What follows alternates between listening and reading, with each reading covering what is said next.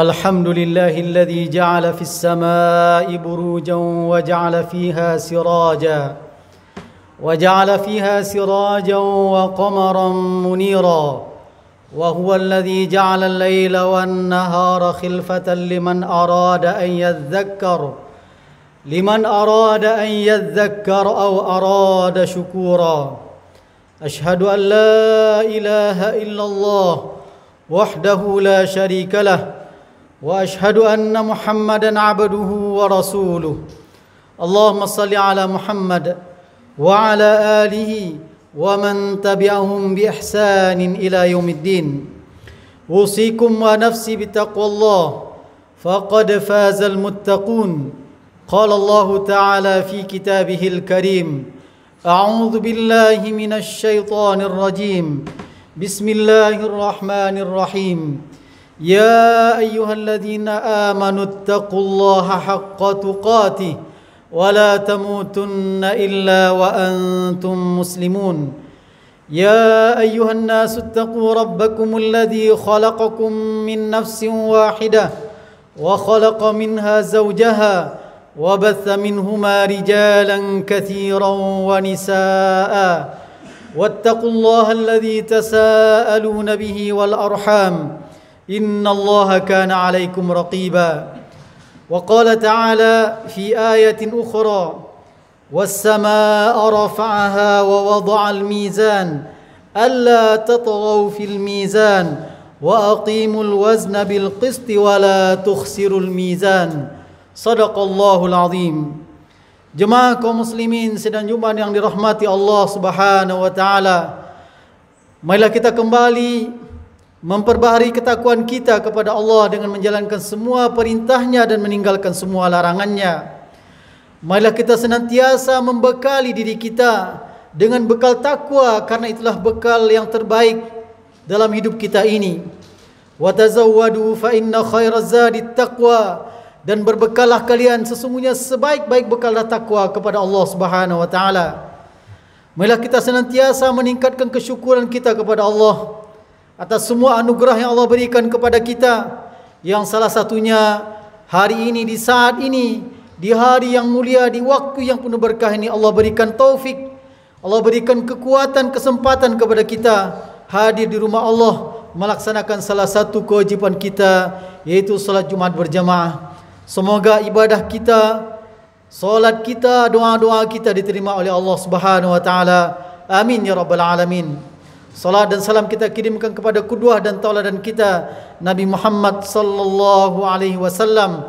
Kita perbanyak salawat untuk Rasulullah, untuk Nabi kita tercinta, yang manfaat dan kebaikannya juga akan kembali kepada kita. Allahumma salli ala Muhammad wa ala ali Muhammad. Jemaah kaum muslimin sedang Jumat yang dirahmati Allah Subhanahu wa taala.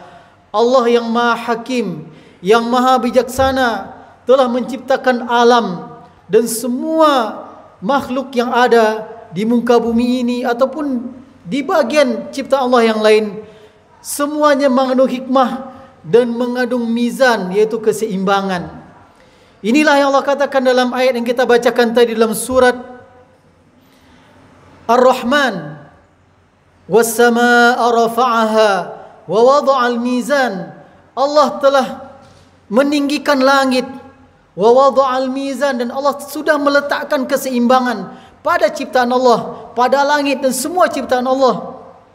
Alla tatghaw fil mizan, dan hendaknya kalian jangan merusak timbangan dan keseimbangan tersebut.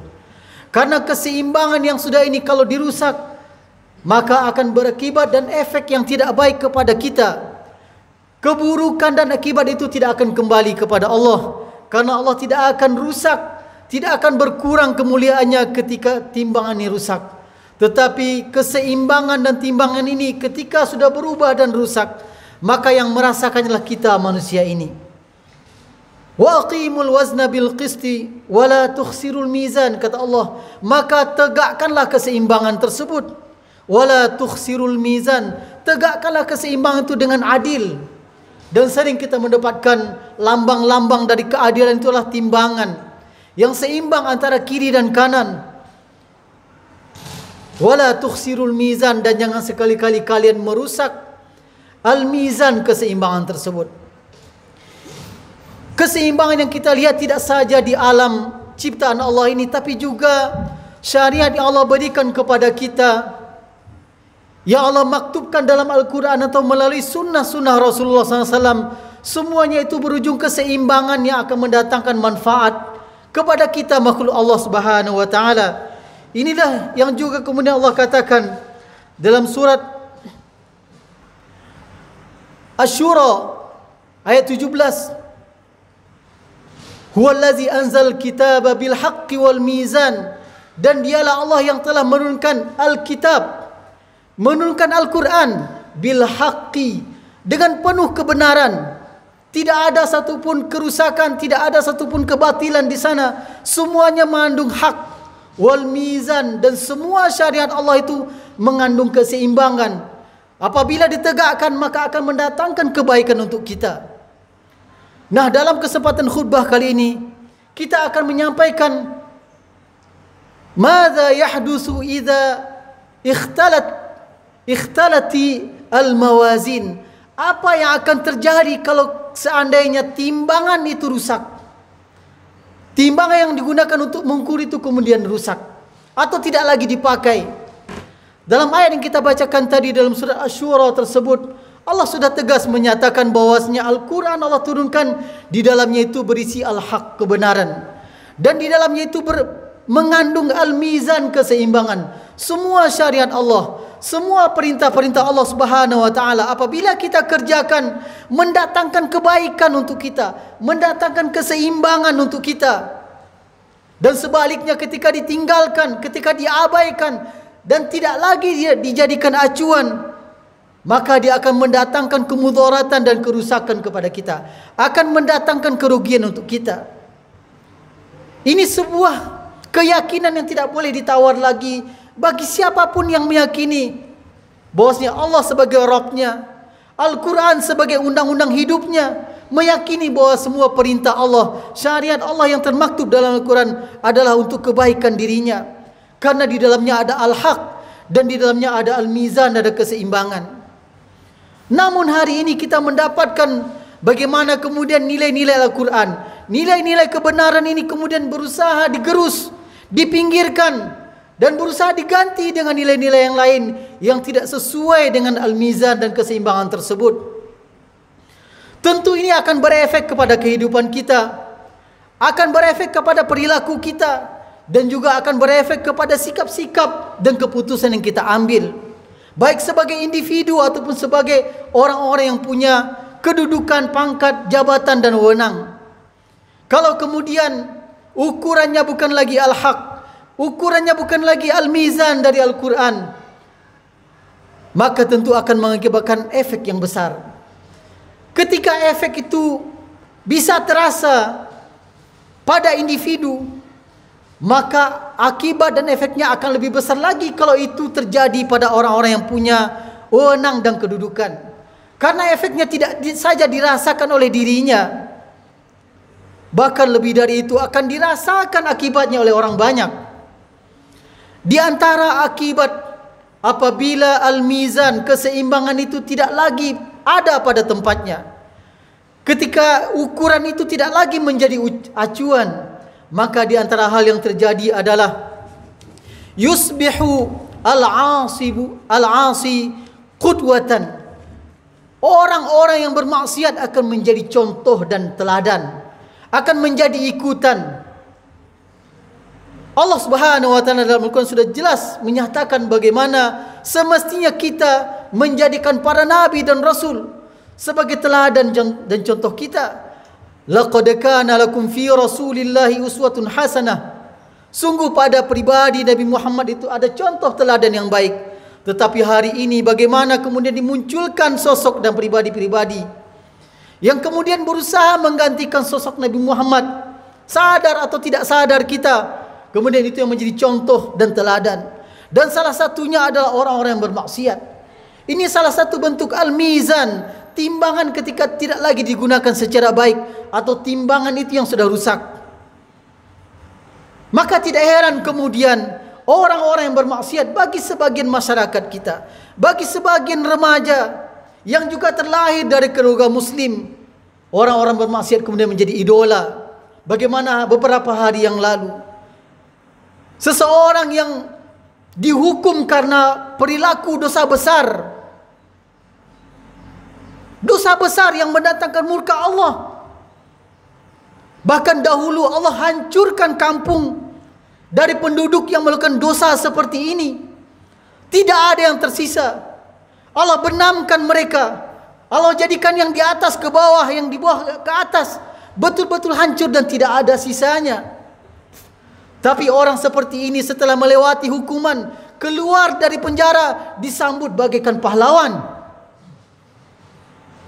Ada orang-orang yang menyambutnya seperti pahlawan, memberikan tempat bagaikan orang-orang yang sangat berjasa. Padahal ini adalah perbuatan dosa yang mendatangkan murka Allah Subhanahu wa taala. Maka di sini khatib mengajak kita semua menjaga diri kita, keluarga kita. Jangan sampai menjadi bagian yang seperti ini, menjadikan orang yang bermaksiat menjadi qudwah dan contoh. Kemudian apalagi yang terjadi kalau seandainya timbangan ini sudah rusak? Tusbihu as-sihhatu tijarah. Ini salah satu efeknya. Bagaimana kemudian urusan kesehatan menjadi bisnis yang menggiurkan. Padahal masalah kesehatan, bagaimana orang sakit, bagaimana orang berobat, dahulunya ini merupakan bidang-bidang sosial yang mengetuk rasa nurani, rasa kasih sayang, kepedulian dan perhatian. Tetapi hari ini kemudian digunakan oleh orang-orang untuk merampas, bahkan menghisap darah orang-orang yang perlu dihisap darahnya. Makanya sebuah ungkapan Arab mengatakan, masaibul qaumi 'indal qaumi fawaid. Ada bagi sebagian orang, musibah yang menimpa orang lain bagi dia adalah manfaat. Ada yang menggunakan kesempatan seperti ini untuk memperkaya dirinya. Bagaimana bantuan sosial, bansos yang semestinya diterima oleh orang-orang yang membutuhkan, orang-orang yang kesulitan, justru ada orang yang memanfaatkan untuk memperkaya dirinya. Apakah mereka kurang fasilitas? Apakah mereka kurang gaji? Tidak. Kenapa itu terjadi? Sudah berubah standar dan ukuran, sudah berubah mizan dan timbangannya. Tidak peduli lagi apakah yang dia perbuat ini akan merugikan orang banyak. Inilah yang terjadi ketika takhtalul mawazin, ketika timbangan dan keseimbangan itu rusak. Bahkan yang lebih parah kemudian, orang-orang seperti ini pun juga diharapkan dari kita diberikan rasa kasihan dan empati. Mereka yang sudah menghisap darah orang-orang yang susah, kemudian berusaha diberikan simpati, diringankan hukumannya. Jadi kadang kita menemukan tempat yang namanya pengadilan. Di mana-mana ada pengadilan, tapi kadang kita sulit menemukan keadilan itu. Lambang itu ada, lambang timbangan itu ada, tetapi kadang dalam realitanya tidak ada. Inilah yang terjadi ketika ikhtallat al-mawazin, ketika timbangan itu sudah rusak. Atau bentuk lain adalah tusbihu as-sa'adatu zaifah ghayah. Bagaimana kebahagiaan yang sejenak, yang menipu, itu kemudian menjadi cita-cita dan tujuan. Lupa bahwasanya ada kebahagiaan yang hakiki. Kebahagiaan ketika seorang hamba beribadah kepada Allah Subhanahu wa taala, menghambakan diri dan memurnikan ibadahnya kepada Allah Subhanahu wa taala. Tetapi ada orang yang lupa, tidak lagi memakai timbangan itu. Berusaha mencari kesenangan yang sejenak, kesenangan yang akan sirna, yang selanjutnya adalah penderitaan yang tidak akan berakhir dan tidak akan berhenti. Ada beberapa waktu belakang ini sebuah seruan dan ajakan, karena tidak lagi dalam bentuk sikap pribadi, tetapi sudah muncul secara agak masif di media apa yang disebut oleh orang dengan child free. Dan itu menjadi sesuatu yang kemudian disebarkan di mana-mana. Mereka menikah, kemudian menyatakan tidak ingin punya anak, karena punya anak itu akan merepotkan, akan menggerus kebahagiaan, akan banyak masalah dan seterusnya. Dengan harapan apa? Mereka mendapatkan as-sa'adah. Mereka berharap mendapatkan kebahagiaan, tetapi yakinlah ini merupakan as-sa'adatuz zaifah, kebahagiaan yang sirna, yang akan sebentar maknanya. Dan belum ada jaminan ketika mereka hanya berdua saja menjalani hidup itu, kemudian kehidupan mereka akan bahagia. Tidak ada jaminan pasangan hidup laki-lakinya itu atau suaminya itu akan menjadi orang yang setia. Tetapi Allah Subhanahu wa taala sudah memberikan kepada setiap kita sebuah fitrah, di mana laki-laki pada waktunya ada fitrah sebagai ayah, dan wanita pada waktunya punya fitrah sebagai ibu. Zuyyina lin-nasi hubbus syahawati minan nisa'i wal banin. Allah sudah menghiasi kita manusia ini ada kecenderungan kepada wanita, wal banin, dan anak-anak. Kalau kemudian ada propaganda, tidak ingin ada keturunan, tidak ingin repot, tidak ingin susah, ini sebetulnya berlawanan dengan fitrah yang Allah berikan. Kalau mereka betul-betul berharap akan sebuah kebahagiaan, maka silakan tanya kepada mereka yang Allah berikan karunia anak. Mereka didik anak secara baik, mereka akan mendapatkan kebahagiaan yang tidak dapatkan oleh mereka yang mengharapkan kebahagiaan yang menipu tadi. Allah Subhanahu wa taala dalam surat Maryam menceritakan bagaimana Nabi Zakaria yang sudah panjang usianya, sudah lama menikah, berharap punya anak. Berharap punya anak bukan sekadar memenuhi kebutuhan biologis, tidak, tapi lebih dari itu. Berharap bagaimana anak ini sebagai pelanjut dari risalah kenabian yang akan berdakwah menegakkan agama Allah Subhanahu wa taala. Inilah semangat yang harus ada pada setiap kita yang sudah menikah dan akan menikah. Bagaimana dari keluarga kita, dari rumah tangga kita lahir anak-anak yang akan memperjuangkan menegakkan nama Allah Subhanahu wa taala ini, bukan sekedar kebahagiaan yang semu, kebahagiaan yang sebentar. Kemudian di antara hal yang juga akan muncul ketika timbangan ini sudah tidak lagi pada tempatnya atau sudah rusak, yusbihu bila adabin hurriyah. Segala sesuatu yang tidak memperhatikan adab dan tata krama, tidak lagi memperhatikan moral, dianggap sebuah kebebasan dan hak asasi.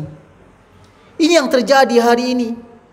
Kita pernah membaca dahulu berita bagaimana seorang yang berpose tanpa ada pakaian, kemudian mengatakan itu bagian dari seni dan bagian dari kebebasan dan hak asasi manusia yang harus dilindungi. Sementara Islam tidak memandang seperti itu. Kebebasan manusia adalah kebebasan dalam berubudiyah kepada Allah Subhanahu wa taala. Bukan dalam arti kemudian dia bebas, tapi dalam waktu yang sama dia hakikatnya adalah budak dari hawa nafsu. Dia budak dari syaitan. Bagaimana Allah sudah mengingatkan kita, wala tattabi'u khutuwati syaitan. Mengikuti langkah setan saja kita terlarang. Bagaimana kemudian kalau kita melakukan perbuatan syaitan? Tentu jauh lebih terlarang lagi. Ini beberapa hal yang akan muncul idza ikhtalatil al-mawazin, ketika timbangan, ketika ukuran dan rujukan amal perbuatan kita sudah tidak jelas. Maka kembali kepada ayat yang kita bacakan di awal dalam surat Asy-Syura tersebut, Allah sudah menetapkan bahwasanya Al-Quran itu berisi al-haq dan berisi al-mizan.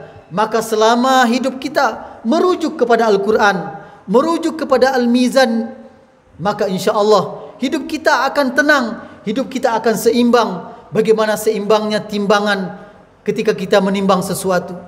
Inilah Pesan khatib dalam kesempatan khutbah kali ini, semoga apa yang kita sampaikan bermanfaat. Aqulu qawli hadza wa astaghfirullah li wa lakum wa li sairil muslimin wal muslimat fastaghfiruh innahu huwal ghafurur rahim.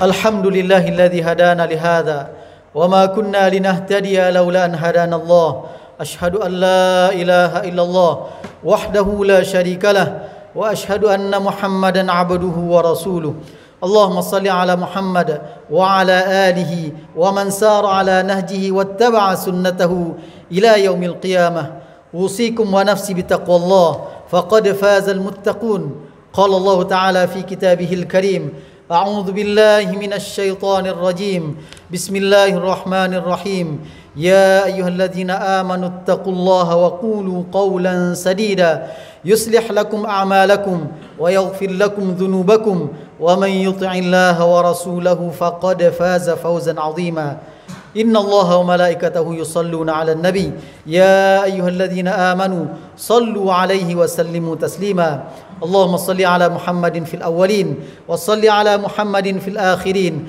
وصل على محمد في الملأ الأعلى إلى يوم الدين اللهم اغفر للمسلمين والمسلمات والمؤمنين والمؤمنات الأحياء منهم والأموات إنك سميع قريب مجيب دعوات يا قاضي الحاجات اللهم ربنا ظلمنا أنفسنا وإن لم تغفر لنا وترحمنا لنكونن من الخاسرين اللهم حبب إلينا الإيمان وزينه في قلوبنا وكره إلينا الكفر والفسوق والعصيان وجعلنا من الراشدين اللهم ربنا آتنا من لدنك رحمة وهيئ لنا من أمرنا رشدا اللهم احفظ أولادنا من كل مكر وسوء اللهم احفظ أولادنا من كل مكر وسوء اللهم احفظ أولادنا من كل مكر وسوء اللهم حبب إليهم الإيمان والإسلام والقرآن والصلاة والعلم والعلماء والدعوة والعمل الصالح اللهم ربنا آتنا في الدنيا حسنة وفي الآخرة حسنة وقنا عذاب النار عباد الله إن الله يأمركم بالعدل والإحسان وإيتاء ذي القربى وينهى عن الفحشاء والمنكر والبغي يعظكم لعلكم تذكرون فاذكروا الله العظيم يذكركم واسألوه من فضله يعطكم ولذكر الله أكبر.